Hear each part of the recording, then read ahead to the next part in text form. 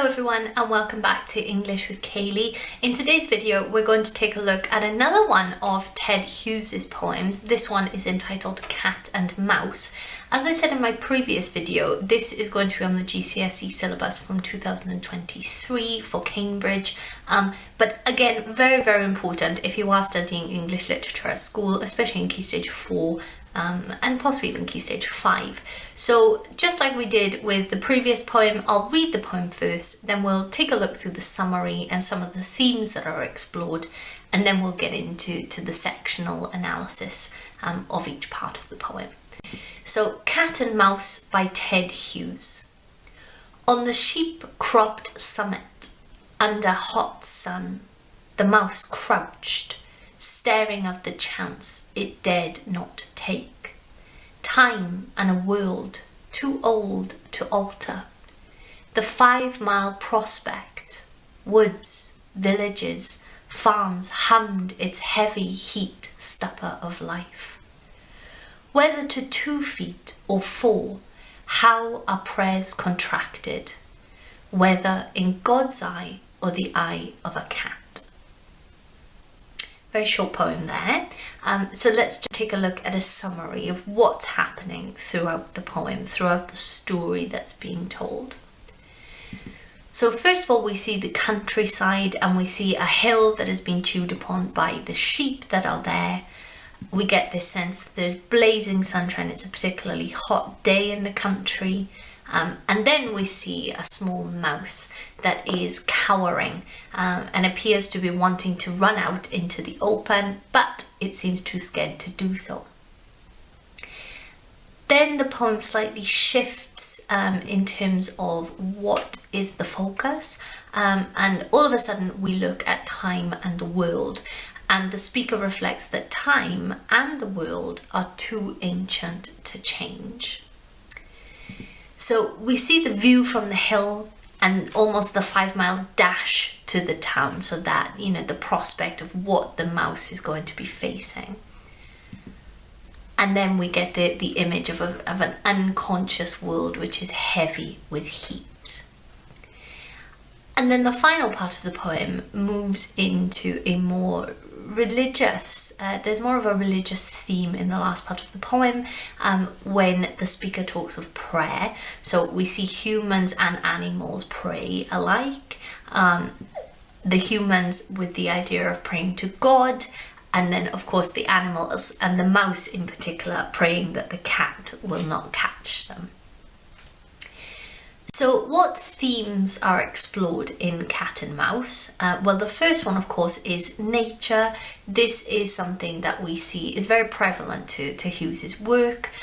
It's embedded throughout many of his poems, especially in the Cambridge collection that's been selected. So that's definitely worth noting. Another one is power. So the power of Christ, the power of predators, and of course power of nature is something that Hughes often talks about. We saw it in Wind in the previous poem I analysed. And finally, death as well, and this understanding that at the end of the day, that's what's looming for all animals and humans alike. So now we're going to take a look at the poem.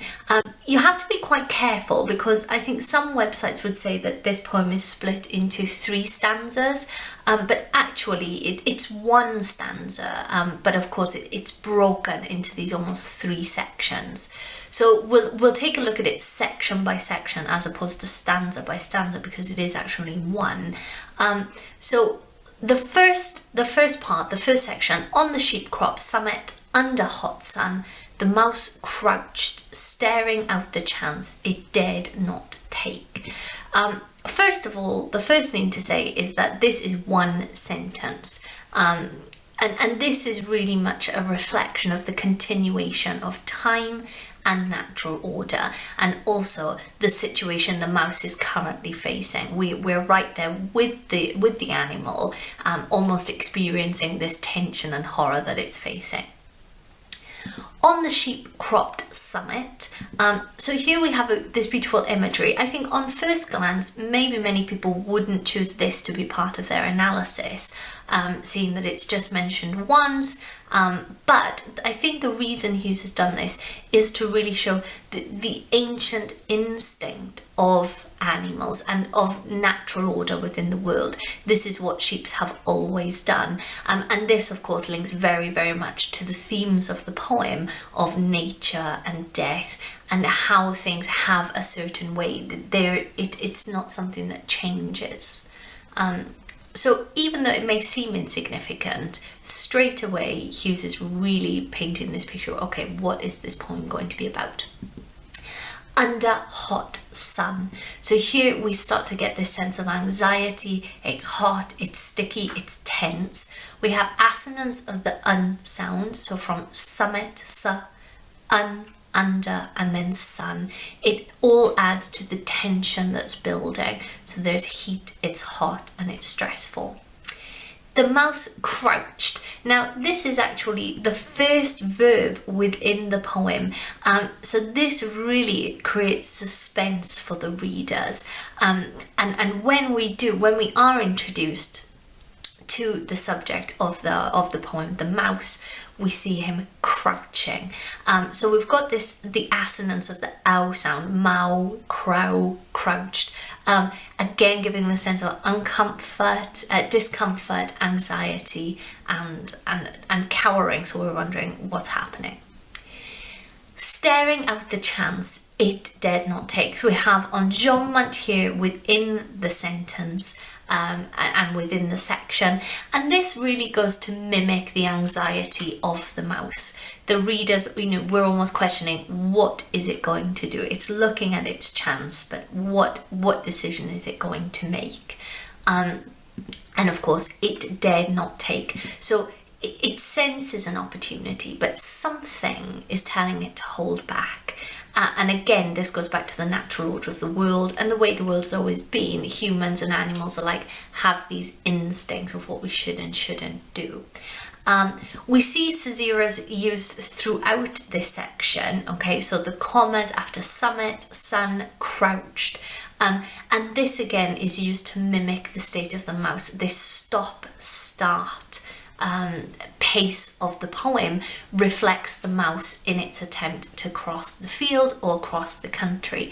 I'm also going to do a section on the meter within this poem. I think I'm going to make it into a separate video, but I will also make some comments in the comment section below, so you can check those out. I think the meter is quite complex and probably deserves another video to explain it. Then we move on to section 2. So this is where we get a slight shift in the view of the poem and what it's talking about. It almost zooms out here. So we've been very much focused on this tiny little mouse within this big wide world, and now we zoom out and we really look at what governs the world here, not just the animal kingdom. Time and a world too old to alter. So we've got this proclamation here, and it's really, really trying to focus and emphasize that the forces that govern life are unchangeable. It's timeless and it isn't going to change. It's always been this way. And now, of course, we are still very much thinking about the mouse itself and thinking about how the cats have always been there to chase them. But the fact that the poem brings in the world, this is where it starts to widen its metaphorical meaning, not just the particular mouse within the poem. Of course, on top of this image of the petrified mouse, it really does suggest that sudden violence or deaths are facts of life. As I said, it's unchangeable, something that we can't anticipate, but unfortunately cannot change either. The 5-mile prospect. So this is quite symbolic here. So this is talking about the mouse and the fact that he needs to travel this huge distance, and he needs to get there successfully in order to survive and evade the cat. But this is very symbolic not only for the mouse but for all living things. And again, this assonance of this elongated I sound, this E, 5, I, mile, it creates a really treacherous and unnerving task ahead. Woods, villages, farms hummed its heavy heat. This is very interesting here because now we actually do see a connection being made between the mouse and the humans. Woods, of course, is a very common habitat for mice, and the villages and the farms are homes to people. And this here again reflects the similarities we face in terms of natural order, and the fact that we're all just trying to make it the next 5 miles, so to speak. Heat, heavy. Again, this links back to the first part, okay, to the first part of the stanza. Again, tension, anxiety, heat, heavy. We've got the alliteration of H, which is very intense, and again, foreshadowing danger and death, not just for the mouse in the poem, but for all in terms of life. And then we've got the stupor of life. So this actually means to be almost drowsy or unconscious. So here we see this kind of, unconscious, undisturbed village and world, and it really aims to emphasize that the continuation of life, that it goes on. So even though there's this intense and heavy, dangerous foreshadowing of life, it continues almost unconsciously, unknowing what is coming next. So caesareas and ascendants are used here, especially in line 6. So woods, villages, farms. So the poet has omitted the word and this allows for a very quick and simple depiction of the quiet, lifeless surroundings. And again, that very much juxtaposes the actions of the mouse, of him darting in and out, trying to evade the cat. And then the last section of the stanza says, whether to 2 feet or 4, how are prayers contracted, whether in God's eye or the eye of a cat. This is very, very interesting because this again very much shows that this is not just about the animal within the poem. 2 feet or 4, it doesn't matter. So here Hughes again creating that similarity between humans and animals, and really the want or need for survival. And often when people are faced with these trials and tribulations, they may use prayer as a way to help see them through this time. So here we almost get this idea of having a contract with a higher power, be it cat or God or another religious figure. And there's this idea that there's a higher power that decides if one lives or one dies. And then we finish the poem with whether in God's eye or the eye of a cat. And the repetition of I here is a diacope, so it's a repeated word within quite quick concession. And again, this emphasizes the idea that humans are to God what a mouse is to a cat, that he has the power to make the decisions over life and death and what happens to us, and suggesting that humans and mice are very much hoping to go through life unharmed and unscathed by this thing that can snap up life in 1 second.